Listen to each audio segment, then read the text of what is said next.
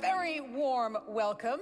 I'd like to bring my panel up to the stage while I talk to you about what we're going to hear. I've learned so much from them just talking to them. This session is about building AI leaders and entrepreneurs. We're going to look at the future of data. We're going to learn what skills you're going to need to tackle the problems. And I can tell you that the folks that we have here with us are doing exactly that. Please give a very warm welcome to my two guests. We've got Geir Engdahl, all the way from sunny Norway. He's the CTO and co-founder of Cognite. And we also have, from San Francisco, my hometown, entrepreneur and advisor to Data Robot, Dan Wright. So let's give them a welcome.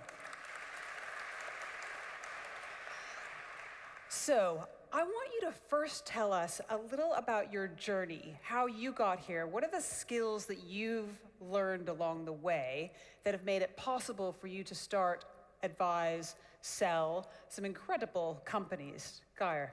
So I started programming when I was 12.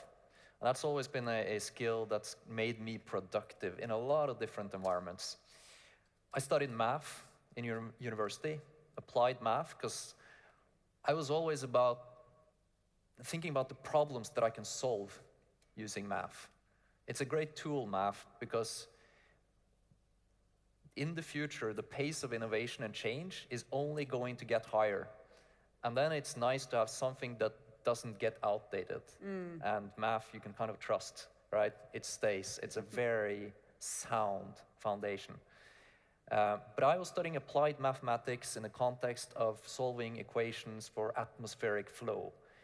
But after university, I moved to Canada and I started working for Google, doing machine learning on their advertising systems. And to my surprise, the same mathematics that helped me studying the equations of atmosphere flow were helpful in figuring out the most profitable ad to show next to each Google search result. So it's something that applies almost in any discipline that you go into. So that's why I would recommend math. It's never wrong. And then after 3 years at Google, I started my own company, which was a marketplace startup. Is using AI to make it easier for consumers to buy and sell used stuff. So you could take a picture of what you want to sell, and it was automatically classified, right? So it makes it easier. And then 6 years ago, roughly, started Cognite, which is an industrial data ops company. And you're working a lot with oil and gas, with manufacturing, industrial processes. Yes. Any kind of industrial business with large machines that cost lots of money. So it's interesting to see how these industries provide the foundation and infrastructure that keeps civilization going. Most people kind of take it for granted that there's electricity in the socket, but just understanding the process to get there is amazing. Yeah. First, fantastic. We'll come back to what Cognite is doing. Dan, tell us a little about your journey as well. Yeah, so my first company where I was an operator was a company called AppDynamics. And what AppDynamics does is it creates software that helps to monitor and manage application performance, the performance of software applications, especially customer-facing software applications. And one of the big unlocks for us, and I joined that company early on, around 150 employees, and we came to a state where we had a few thousand employees and we're getting ready to go public, and then ultimately Cisco ended up buying the company. But one of the big unlocks on the road to IPO was relating kind of application performance and the data around that to business value. And one of the products that we launched was called Business IQ, that really kind of translated application performance into business performance in terms of dollars and cents in a way that everybody could understand. And that ultimately, after AppDynamics, brought me to Data Robot. And what I realized was that power of data is true across every single industry, and most people are not taking full advantage of their data. And AI, I think, is the most promising way that we can actually unleash the power of data across all these different industries. And that requires, though, that you kind of make it available to the masses. I liked what somebody said yesterday about how AI is just going to become invisible. It's going to become ubiquitous. And I think if we can do that, and if we can have everybody leveraging this technology and unleashing the power of data, There's so much potential. So in order to do that, though, we're going to need some skills, right? So I'd love you to tell me, the folks at Data Robot and the customers that you're working with, the clients you're working with, how are they using what you're giving them? And what skills do they need in order to be able to use it, to make efficiencies, to save money, save the world? Yeah, I think one of the really interesting things is to think about how this has evolved over time. Back in 2012, when Data Robot started, this was really kind of the province of very highly skilled, highly trained, highly educated data scientists exclusively. But now what we've seen is the rise of what we refer to as the citizen data scientist. And the reason that that's possible is that the technology has automated so much of the machine learning lifecycle and can be completely no code, right? And so that means anybody, including subject matter experts in deep industrial companies, can actually use their data and solve real problems using AI. And obviously, we got some examples there, but seeing the same thing in financial services, seeing the same thing in healthcare. The applications are just kind of skyrocketing. And I think what's really exciting to me is that this is going mainstream. We're seeing the technologies that enable everybody to add value with AI embedded in university curriculums, embedded in company onboarding and learning and development as people continue to try to invest in their employees. And I think the best companies are going to double down on that with a real focus on enabling people on the technology so that they can focus on creatively identifying the most high-value use cases, and then also measuring the value that they're delivering on an ongoing basis. So, Gaia, let's drill down, if you will, because I know that you work with oil and gas, and for example, somebody who knows a lot about drills, how are they going to use your technology? How are they going to use the power of AI in a way that they haven't before?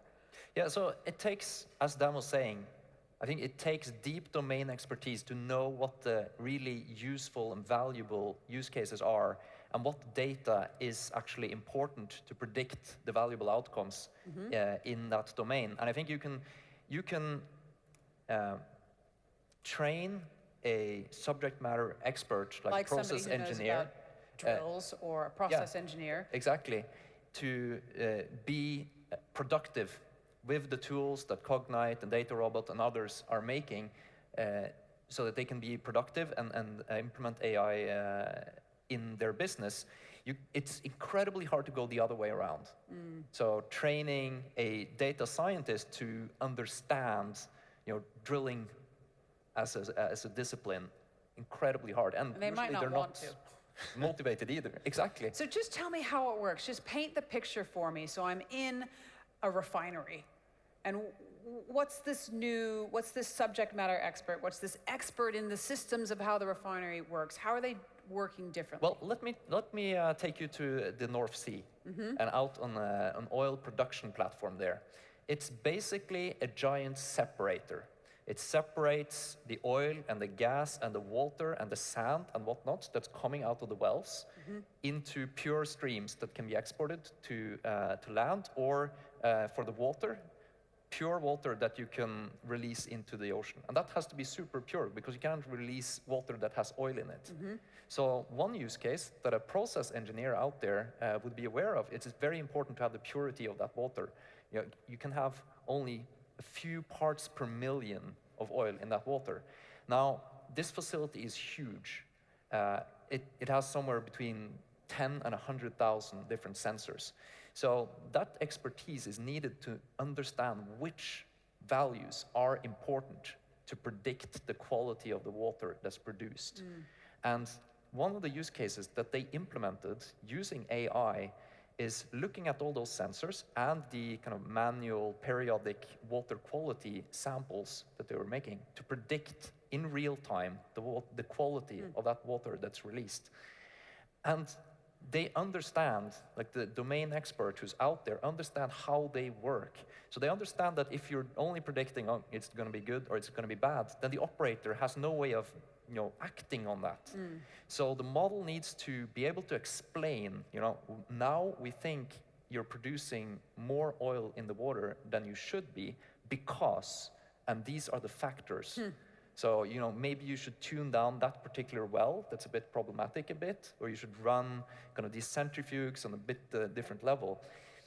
So it becomes actionable. And, this prevents a lot of fines if you're, releasing too poor quality in water, or prevents shutdown of the entire thing.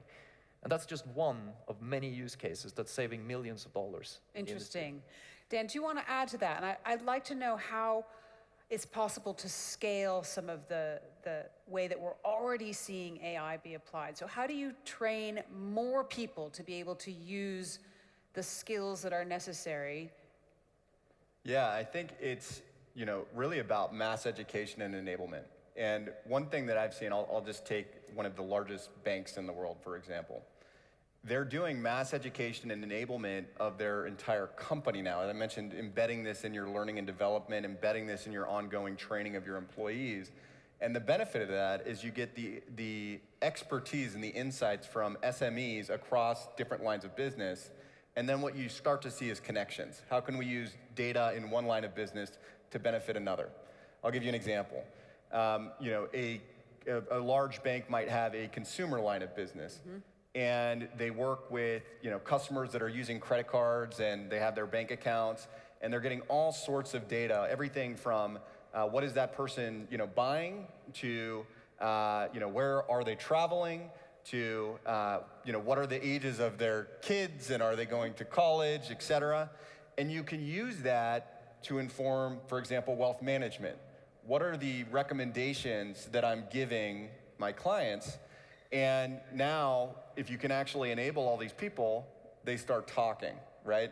But I think the other critical aspect of that is that you have to encourage that at the executive level. And the companies that I see that are doing this the best are the ones that are saying, hey, this is a strategic priority for us and it's an opportunity. And we're going to showcase examples where we're doing this well across lines of business, kind of the AI heroes, the people that are actually creating value and thinking outside the box for different use cases. You showcase that, and that creates a flywheel where more and more people, more of these kind of SMEs across the different lines of business want to get involved. Interesting. So let's just talk to the folks who are younger, who are out there in the audience now, who are thinking, okay, so what are the skills I really need? You mentioned math, applied mathematics. What else, Geir? So I think it's important to become unique. So know some domain better than everyone else, right? Become that subject matter expert, and then learn enough of kind of these tools, because we are going into this age of super empowerment of the subject matter expert, that you are productive with AI. One of the biggest myths of AI is that it's kind of these AI algorithms that's a hard part. In reality, when you're solving these problems, it's kind of getting the data, cleaning the data, doing the kind of feature engineering, which is a fancy words for figuring out what data is important for the model to know in order to have good quality, and putting that model into operation, which is, again, something that the subject matter expert is uniquely positioned to do.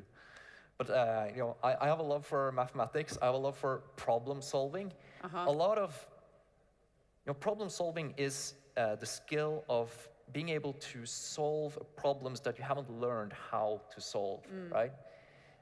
So it takes a lot of mental courage to take some problem that you haven't seen before and start to investigate it and kind of go at it from different angles and stay in there until you actually solve it. So that kind of mental courage and stamina, I think, is important as well. Do you also need, though, Dan, entrepreneurial skills? And do you also need the ability to communicate some of the things, I see this problem.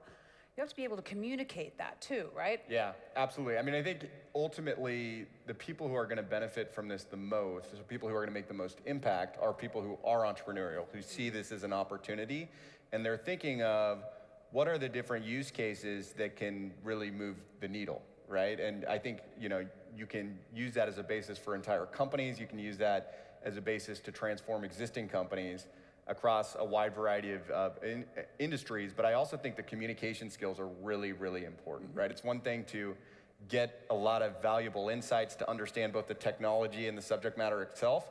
It's another thing to be able to communicate that at different levels to different stakeholders in a way that is compelling and gets others to want to join in. And I think that is something that is going to be increasingly important as we go forward. You mentioned, Gar, a minute ago that you're really interested in problems that haven't been solved yet. I wonder if you have one that you'd love to find somebody to go and tackle. Oh, that's a big question. The problem that I'm most concerned about, and this goes way into the future, like probably the next 10 years we're fine, but certainly in our lifetimes, the end game for AI will become this artificial general intelligence, right? And then you run into what's known as the control problem. How do you control something that's smarter than humans from, doing things which have consequences that we don't like, right? I don't think we'll see the Terminator-like future. It's not going to look at that at all. But I think AI and artificial general intelligence, if you don't have the foresight to put in place the right controls, is potentially the most dangerous technology that we have invented as humanity. It's good to know there's still a need for the philosophers, for the ethics, for the folks who are studying history even, Yes. To see what has come before.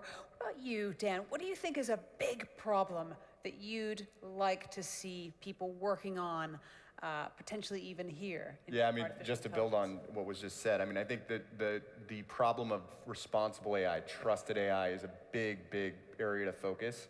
And we need more AI ethicists. We need more people thinking about that problem now as this is starting to proliferate and become ubiquitous, like we said, because it is going to impact all aspects of how we live and work. And if we construct it with the right ethical foundation, we'll see a lot of benefits later on. How do we help institutions more quickly bring AI in? What are the things that they can do to encourage it? I think they need the infrastructure in place to be able to do a lot of trial and error fast, so that you can be productive using AI. Like the data ops part needs to be great.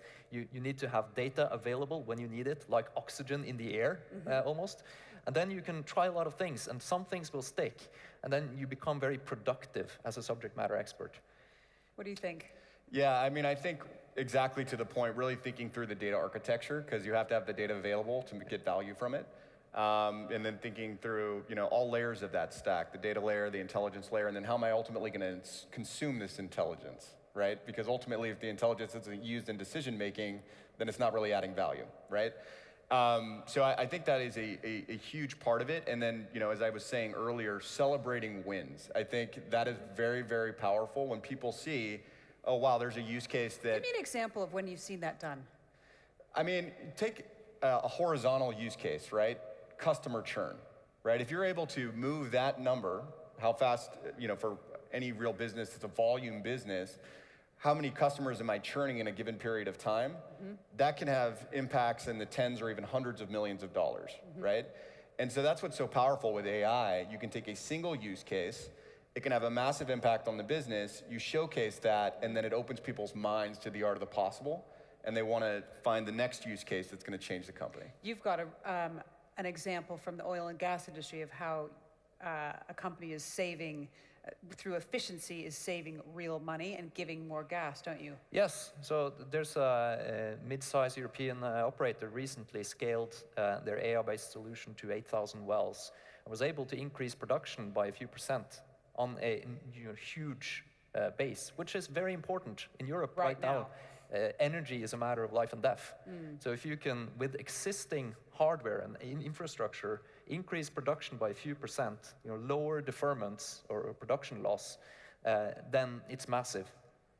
Yeah, I think one other thing that is exciting to me is how can we showcase those examples in areas like healthcare, impacting real human lives, and do it more at the global level versus even just a company level. One area that I'm really excited about is predictive health, and the idea that we can predict and hopefully help contain things like infectious diseases or even maybe next, hopefully not the next, pandemic.